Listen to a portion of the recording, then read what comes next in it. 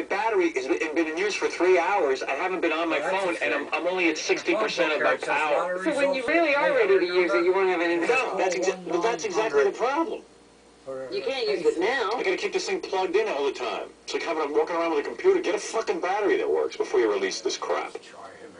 The former Miss Canada finalist was among the first 12 students to enroll in Beatles studies when Liverpool Hope launched the program in 2009, and she was the first to complete it. So she has a master's degree in Beatles information. Right. We should have her in here.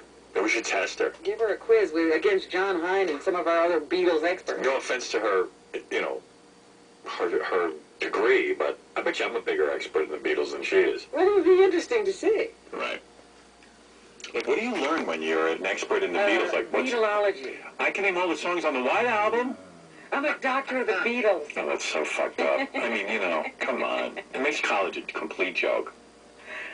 This Facebook must be something else, because a New York man is suing the company for $500,000 for disabling his account.